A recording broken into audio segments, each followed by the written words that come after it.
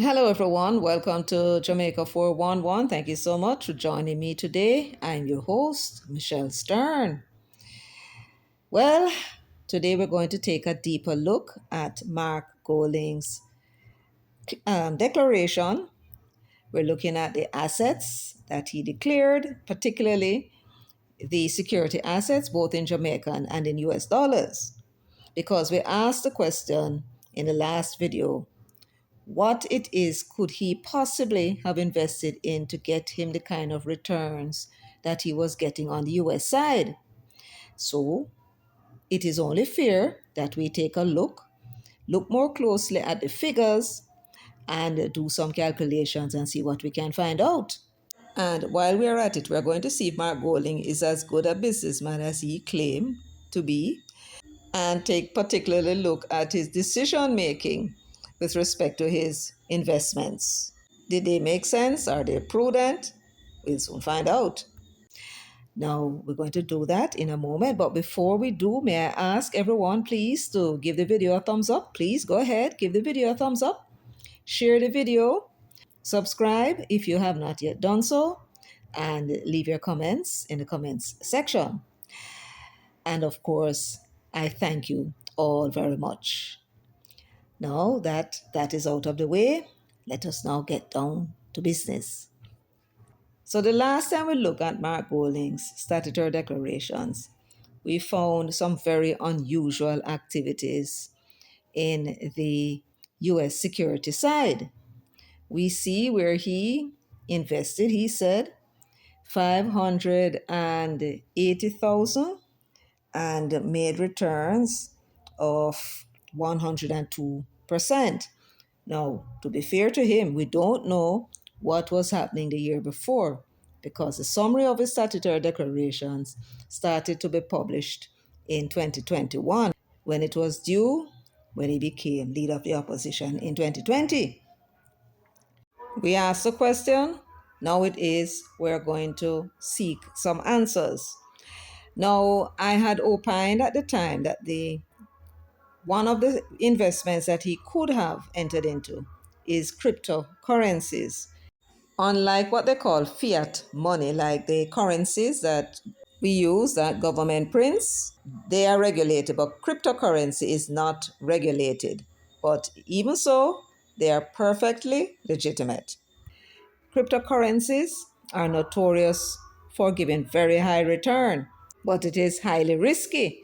So had he put the money in cryptocurrency, he would certainly have made that kind of return in 3 consecutive years. Yes. However, that wasn't where he had invested. And let me show you how we know. So this information is from a website called curvo.eu. And this is the annual return for both Bitcoin and Ethereum. They are both cryptocurrencies. Now, in 2022, Mark Golding declared that he had invested 500 around 80,000 and got a return of $593,000 and gained 102% on that investment. As you can see, for 2021, Ethereum paid 436% and Bitcoin paid 73%. That was a return on anyone who had investments with them. And therefore, we know that was not what Mark Golding put the money in. If you look at 2022, his statutory declaration for 2022 said he had gained a rate of return of 92%. And as you can see, it's minus. So anybody who had money in cryptocurrency in 2022 would have lost 62% in Bitcoin and 66% in Ethereum. So this is our evidence to show that it was not cryptocoin that he had invested in. Now, we have pointed out several times in the past and in videos that Mark Golding, his finances were more or less in a precarious position. I mean, $2 million is US is a nice piece of food. I agree. But considering where it's coming from, I mean, he had something in the order of the equivalent of 8.7 million US dollars in 2007, and now is declaring $2.1 million. That's a heavy fall of $6.6 million. So it appears as though he may have been investing in risky ventures, because when you're talking about anything that's going to double your money on any security asset, generally requires taking high risk. This is what they're saying here. Or holding the asset for a long duration. This is not the case. This is money that he would have earned in a single year, 102%. So they say here, while no low risk asset guarantees a 100% return, certain investments have historically provided or have the potential for such returns. So let us have a look and let them tell us about these. And of course, top of the list is the cryptocurrency, which we've already discussed, and the individual growth stocks. They're saying that that is investing in high risk, high growth stocks, particularly in technology or emerging markets, can yield 100% or more, but they are subject to high volatility. That is true. And if we may speculate a bit, and I think we would be accurate in saying so, it appears as though whatever it is he has invested in, he's aware of the high risk, so he's withdrawing the money out. He may end up losing the principal or some portion of it, but as long as you take your money out, you will be all right, especially if it is growing. And as you recall from what I pointed out before, in 3 years he had earned 1.3 million. So he can afford to lose the 400,000 or 500,000 now. But of course, I'm sure he doesn't want to. So at some point, if he starts losing in the principal, as it appears though he may be doing, he is probably going to withdraw. But that seems to me to be a nice place to earn a good piece of food. But he has been doing some strange things, but we will come to that shortly. Let us continue to look at what other investments he might be putting the money in that is earning him over 100%. So we have these individual growth stocks. So you remember when Wigton Farm, the stocks were put on the market at a certain price. Many persons will speculate that, oh, we can buy maybe 1,000, buy up the shares, and maybe in a 2, 3, 4 years, that dollar or whatever they were selling it for may turn into three. That's 300% on your money. You follow?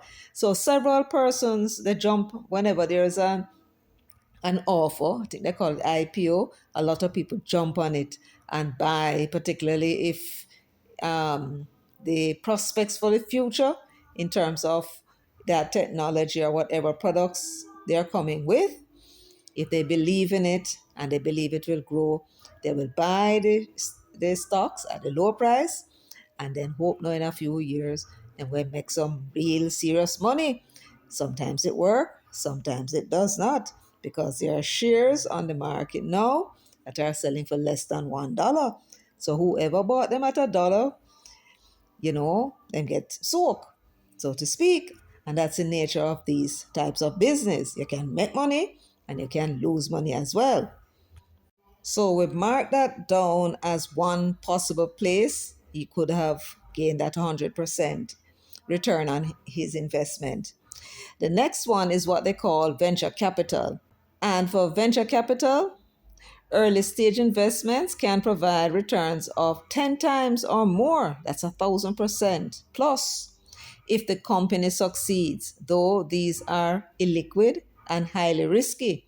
I'm not sure if it's a venture capital investment they're referring to as illiquid, meaning that it's difficult to convert into cash. So that's what they would mean by them being illiquid. But certainly they're highly risky. I mean, an early stage venture capital, of course, no track record, anything can happen. But we will mark that down as a possibility. So we're putting down venture capital. So the next one is private equity. And it says acquiring equity in private companies, often with a 3 to 7 year time frame, can often lead to high returns. With some, like the EIS, SEIS investments, don't know what those are, even offering tax reliefs to mitigate risk. We have those tax relief in Jamaica as well. I do believe, I don't know if we still. So we're going to write down private equity. So it is possible that a company, maybe a friend, approached him and told him, we're going into this thing and so on and so forth. And, in order to get the money, them have to offer him a high inducement, high return on the investment. So in the private equity, he could have been offered a very high return in order to induce him to invest, right? And he took the risk and it is paying off because the company must be profitable to be able to pay him them kind of return. So we're putting on private equity as also a possibility. And there are others, but these are most likely where he may have invested because none of the other securities match the figure. Now, we're going to now look at something that I observed, and I was going to bring a video comparing Mark Golding and Andrew Holness in terms of investments. And I referred to Andrew Holness before as a hustler. In other words, anywhere at all, he can put the money, if it's in stocks, and then put it there and earn some money on it. If putting it in a checking account as opposed to a savings account, we're earning more money, he's going to put money there. And if, anywhere at all where he can make additional money, put some money in it. And this was how he was able to build his portfolio.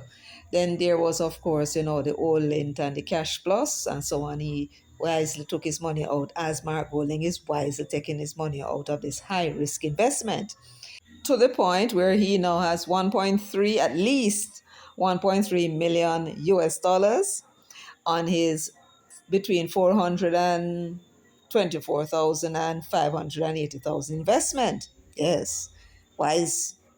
Now, let us see though, and let us have a look at his other investments and compare his US investments to his Jamaican dollar investments. And this now is where it kind of get weird, right? This now is where he's showing, in my view, that he's not a very good businessman, right?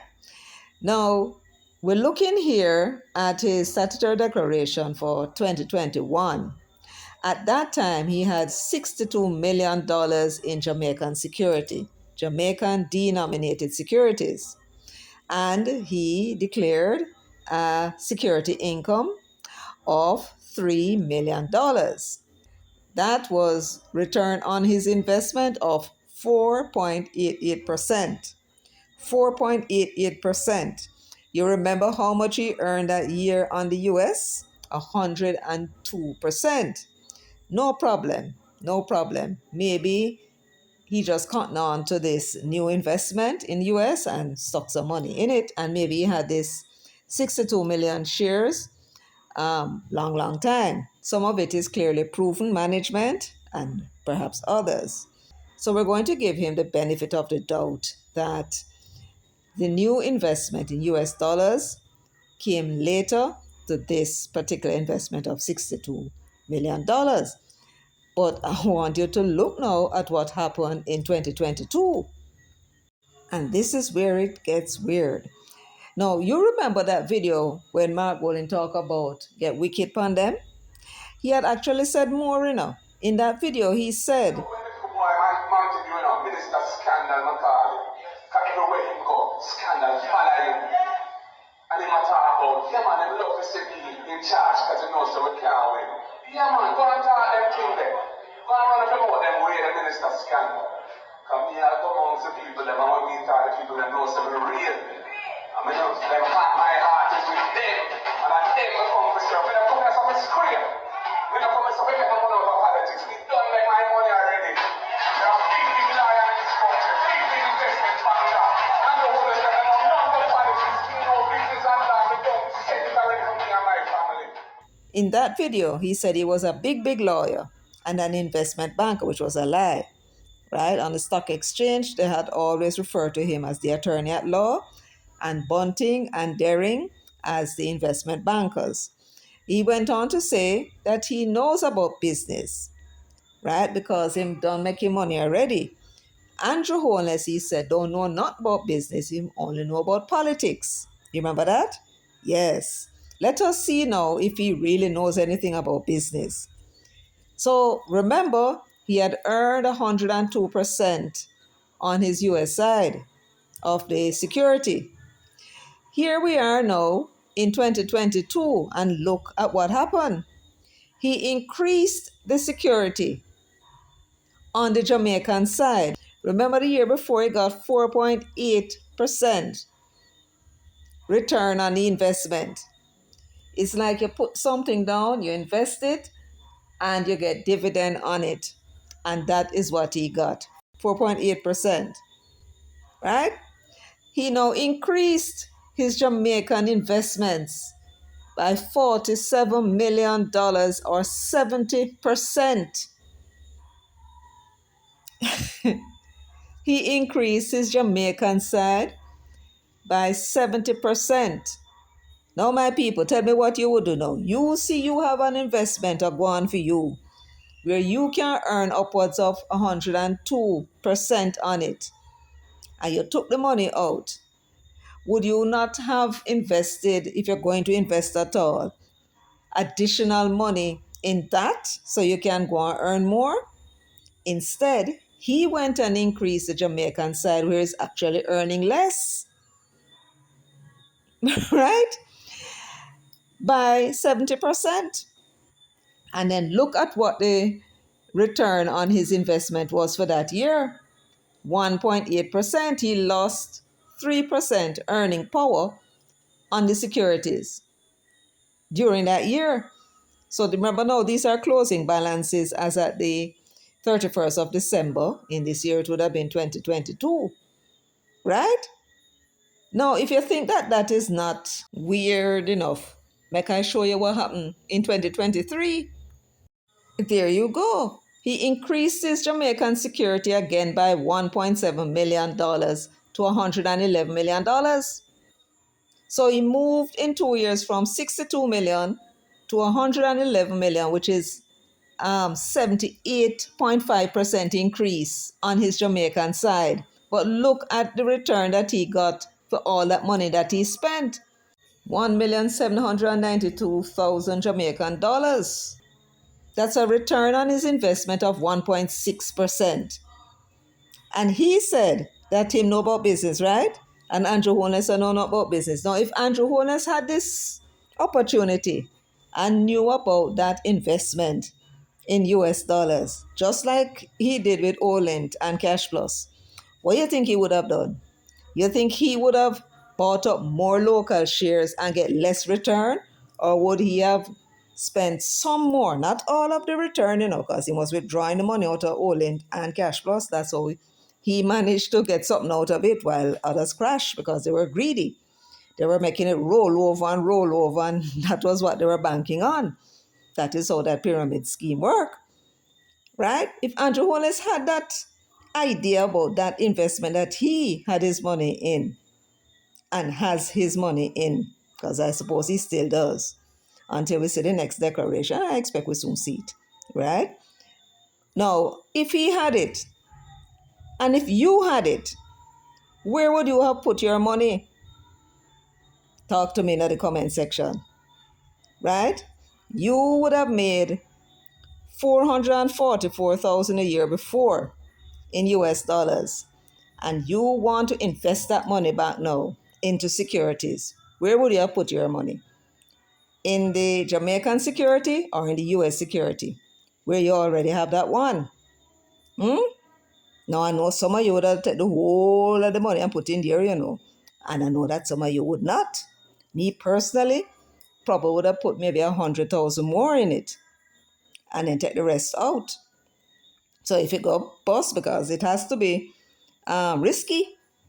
So if it goes bust or it just don't get no interest or whatever it is, depending on what the investment is, then may at least get something out of it. My principal.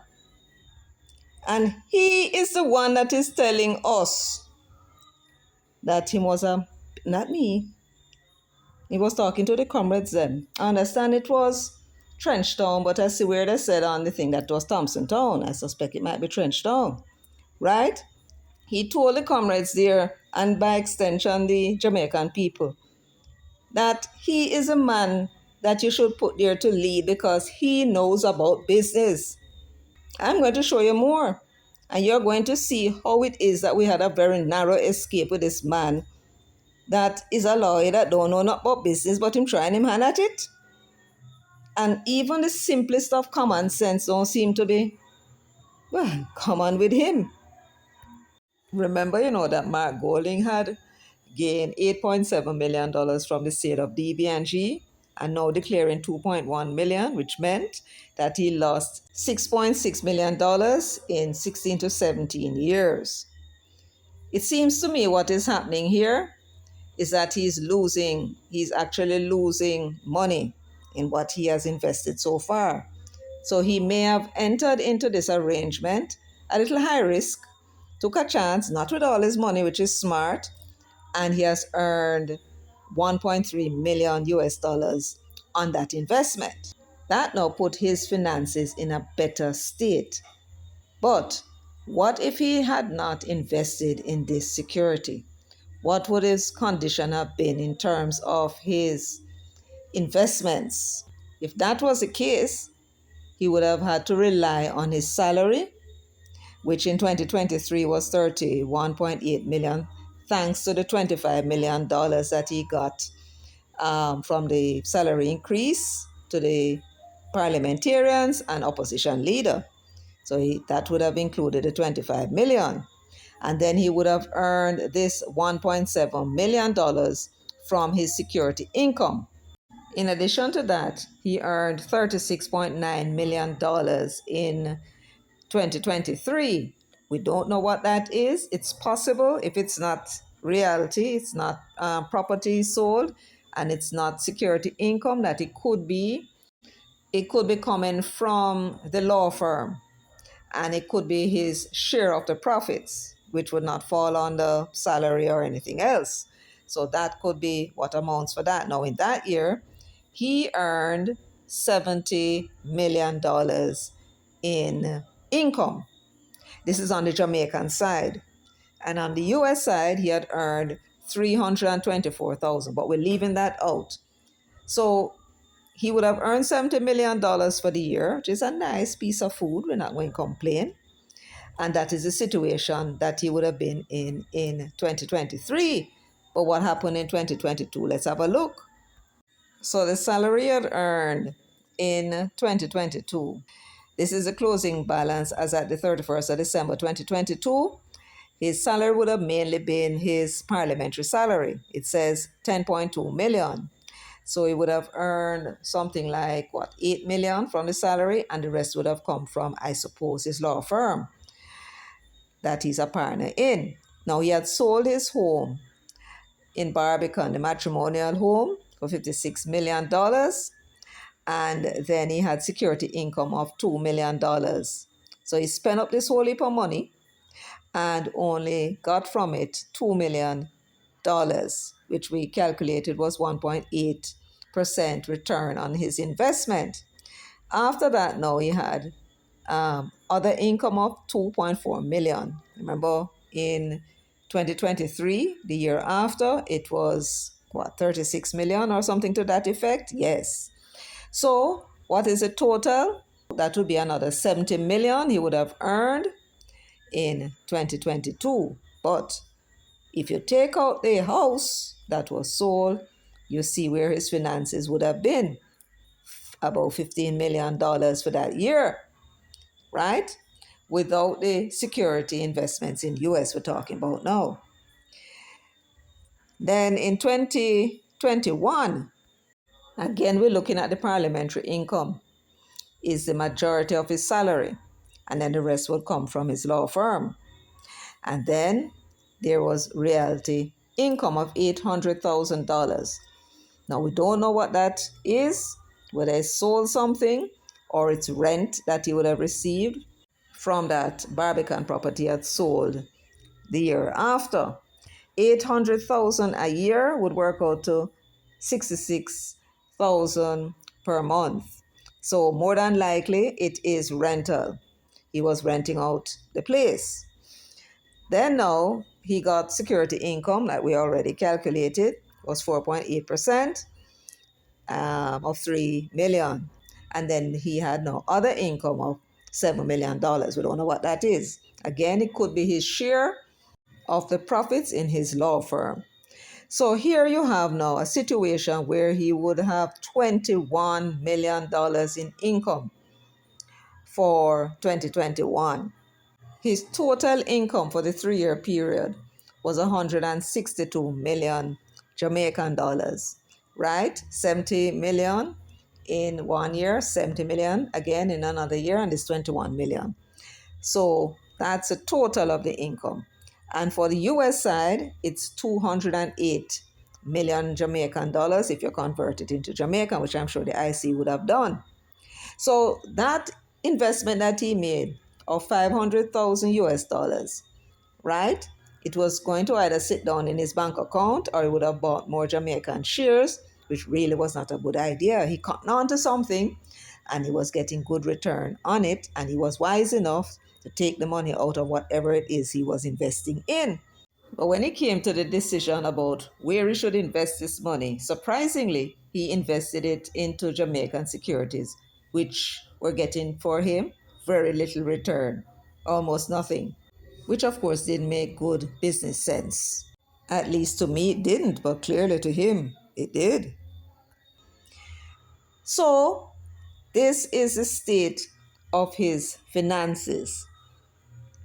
Now, I'm bringing this to your attention in order to ask you the question: do you think Mark Golding is a very good businessman? Do you think he's a better businessman than Andrew Holness, as he claimed? He said Andrew only know about politics, don't know about business. But let us leave the Prime Minister out for the moment. What about you? Is he even better at business than you? But the way in which that he has been investing his money, Mark Golding, does it even make any sense to you? Hmm? He is increasing his investment. At the end of the day, he increased it to what? 78% on the Jamaican side, when he could make a lot more money on the US side. And he says that he's a good businessman.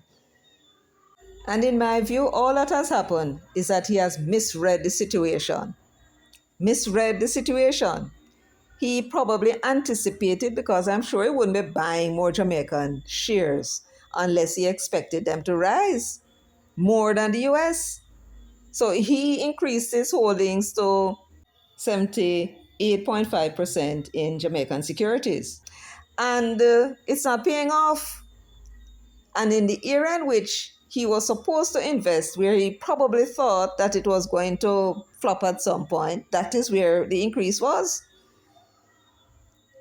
Now, it seems to me that this is a matter of judgment and his ability to read markets and understand market and so on. I mean, if you're going to delve into these things, you should at least try to understand it. And clearly, his understanding of the shares and share numbers and market and all the things that would drive investment, it's wanting. And when you look at other things, such as, for example, let us go back to the politics. He is a president of the People's National Party. He's a leader. And that manifesto that they had brought out is symptomatic of what we're seeing here. He failed to recognize, because he said, remember, he had said, that he was the one that went through the manifesto ideas and selected what he thought would work. And what it was a spending manifesto. They were proposing to spend $118 billion, which meant that they had to raise that in new taxes without anything in the manifesto saying how they were going to grow the economy, because that is what we need and that is what we have been doing. The debt, remember, is just about the same as it was before, but what we have been doing is growing the economy, which was why the debt to GDP was low, up to, I think it was 60% before Melissa. It's not that the debt was going down, it's that the economy was growing. So they had no growth strategy at all. And he never recognized it. So had the people been stupid enough to put him there, you can imagine what happened to our poor economy. And boy, me I tell you, we got through too much to go back through it again. So therefore, I want to thank all the Jamaican people who went out and voted and make sure these risers were not there. And to the extent that we were able to, I mean, all of us, Karen, Natalie, the Labour Party bloggers, and myself to some extent, and others were able to go out and explain to you, um, you know, what the situation is with this riser and the fact that he knows nothing. This is it. This is the evidence, if you never believe it. And so when they decide to stick with the Labour Party, it was the right decision that you made, because I don't know how we would be managing now. So this is what I wanted to bring to your attention, right? The decision-making process in the mind of Mark Golding. And if he can handle his own finances in this fashion, you can imagine what would happen to a poor country. Yes. And as for the question as to whether or not his investments are legit, it would appear so if he's investing his US dollars into venture capital, private equity, particularly if they're extremely risky, then yes, he will be able to earn very high rates of return on them. And the mere fact that he's decreasing his investments in this area and taking his money out, the returns, he's taking it out, he's not added it back, would suggest that it is really risky and that he's prepared to risk the principal but not the returns. And that is very wise, at least very wise. He seems to be a risk averse person.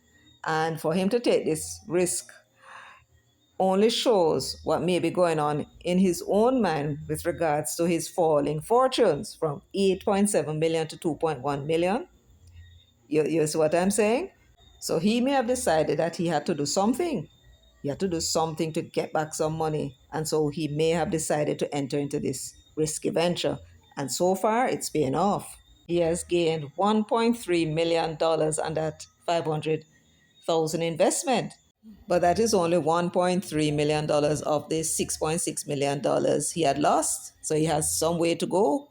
And again, I asked the question, with $500,000 not accounted for, where has it gone? Anyway, folks, that's all I have for you today. Thank you so much for joining me, for sharing, for giving the video a thumbs up, subscribing, and leaving your comments in the comments section. Until next time, take very good care of yourselves and walk good.